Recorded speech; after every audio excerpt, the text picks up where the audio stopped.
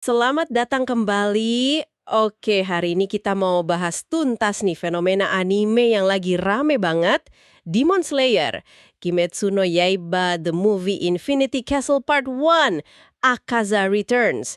Kita udah kumpulin macem-macem bahan buat Anda, ada laporan box office yang gila-gilaan, ulasan awal, terus bedah cerita dari sumber online, analisis dampaknya ke industri, sama profil iblis bulan atas juga. Lengkap deh pokoknya. Betul. Jadi, misi kita hari ini tuh pengen ngerti gitu loh, kenapa sih film ini bisa sukses banget di Jepang? Terus gimana tanggapan orang-orang, kritikus, apa aja poin penting ceritanya, gimana Ufotable bikinnya jadi hidup di layar lebar, dan ya pengaruhnya ke dunia anime secara umum? Yuk kita mulai kupas bareng-bareng. Oke, langsung aja ya. Film ini beneran bikin heboh box office Jepang kan? Data terakhir nih, per 12 Agustus 2025 udah dapat 22,07 miliar. Itu sekitar berapa ya? US dollar 149 juta. Dan itu kebanyakan baru dari Jepang sama beberapa negara Asia aja loh. Udah ngelewatin One Piece film Red. Iya, iya. Jadi film terlaris ke-6 sepanjang masa di Jepang sekarang. Angkanya emang fantastis banget sih. Meskipun kalau totalnya sih belum ya, belum ngalahin Mugen Train yang dulu dapat 40,43 miliar itu. Tapi Infinity Castle Part 1 ini mecahin rekor pendapatan hari pertama sama rekor akhir pekan pembukaan terbesar juga se-Jepang. Buat nyampe 10 miliar aja paling cepet ngalahin Mugen Train. Wah, cepet banget ya. Cepet banget. Dan perlu diingat nih, ini kan baru bagian pertama ya. Dari trilogi, rilis globalnya kayak di US nanti 12 September, itu belum mulai. Jadi potensinya masih, wah, gede banget. Gila sih potensinya. Nah, sukses duitnya ini sejalan juga sama sambutan penonton di Jepang ya. Katanya positif banget, banyak ulasan yang muji abis animasinya. Bilangnya mengerikan, tapi maksudnya bagus banget gitu ya. Terus emosional, bikin nangis katanya. Pertarungannya intens. Hmm, Ada yang bilang ini malah karya terbaik Ufotable sejauh ini. Gimana tuh? ya Ufotable kan emang visualnya tuh udah jadi jaminan mutu lah ya.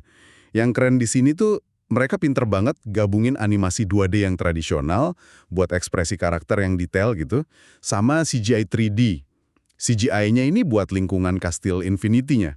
Kan kompleks banget tuh kastil, berubah-ubah terus, kayak labirin gila gitu. Oh, jadi CGI-nya buat latarnya itu ya? Iya, buat latarnya, buat pergerakan kamera yang dinamis banget. Susah kan kalau cuma pakai 2D murni buat nangkep skala sama kekacauan di dalam kastil itu. Jadi kita kayak ikut keseret masuk gitu. Terus karena mereka produksinya in-house, jadi kualitas visualnya konsisten banget. Musiknya juga. Dari Yuki Kajiura sama Goshi Ina, plus lagu tema dari Aimer dan Lisa, itu juga dipuji. Oke, jadi visualnya top, musiknya top, dukung ceritanya yang kuat juga ya. Coba kita masuk ke ceritanya dikit nih, ringkasannya gimana? Kan setelah markas Ubuyashiki diserang tuh, Muzen ngejebak para pembasmi iblis di Kastil Infinity. Terus mereka kepisah-pisah gitu kan? Betul. Nah, di bagian pertama ini, ada beberapa pertarungan kunci yang, wah, emosinya dapat banget. Pertama itu, momen tragisnya Shinobu Kocho lawan Doma, si iblis bulan atas 2. Iya, sedih banget itu katanya. Banget pengorbanan Shinobu itu nyentuh banget sebelum Kanao datang buat ngelanjutin. Terus ada Zenitsu, dia ketemu Kaigaku. Seniornya yang khianat itu ya? Nah, itu dia, yang sekarang jadi iblis bulan atas 6 baru. Zenitsu menang pakai jurus pernapasan petir ke-7. Itu teknik baru ciptaannya sendiri loh, nunjukin perkembangan karakternya banget. Duelnya ini penuh emosi lah karena sejarah mereka berdua. Keren sih Zenitsu. Terus puncaknya nih, pasti Tanjiro sama Gyu Tomioka lawan Akaza, Iblis Bulan Atas 3. Iya, ini dia, main eventnya lah di part 1. Pertarungannya brutal banget, si Gyu sampai bangkitin tanda pembasmi iblisnya. Tanda pembasmi iblis, itu yang kayak nambah kekuatan gitu ya? Betul, semacam peningkatan fisik, ngelampauin batas manusia gitu deh. Nah, si Tanjiro juga, dia masuk ke dunia transparan sama keadaan tanpa pamrih. Itu kemampuan apa lagi tuh? Itu kemampuan tingkat tinggi gitu. Bisa lihat struktur tubuh hewan, terus neken hawa nafsu bertarungnya sendiri. Nah, gara-gara itu dia akhirnya bisa nebas leher Akaza. Wih, akhirnya ya? Tapi katanya Akaza sempat mau regenerasi lagi. Nah, itu dia momen paling kuatnya mungkin ya. Pas Akaza udah hampir regenerasi penuh, tiba-tiba dia ingat masa lalunya. Pas jadi manusia, namanya Hakuji. Ingat tunangannya, Koyuki, sama gurunya, Keizo. Gara-gara ingatan itu, dia milih buat hancurin dirinya sendiri. Wow, jadi dia milih mati sendiri? Iya, ini bukan cuma akhir pertarungan biasa. Ini puncak konflik batin si Akaza. Nunjukin tema utama Demon Slayer soal sisa-sisa kemanusiaan di dalam iblis, tragedi mereka gitu. Katanya sih adegan ini ngena banget ke penonton. Emang Akaza ini kompleks ya karakternya? Populer banget kan dia? Film ini juga ngasih lihat iblis bulan atas lain yang masih ada ya? Tepat sekali.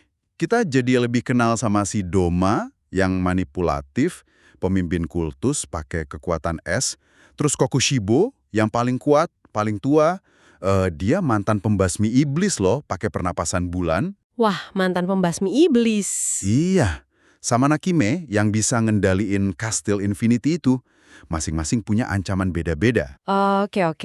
Nah, ngelihat suksesnya Mugen Train, terus sekarang Infinity Castle ini, dampaknya ke industri anime pasti gede banget dong ya? Gede banget.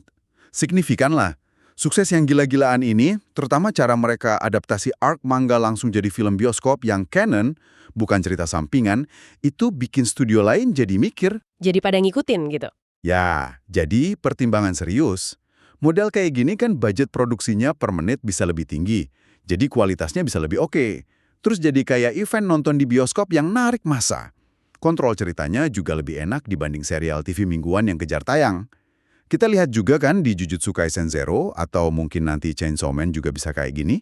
Ini mubah cara anime diproduksi sama dirilis sih.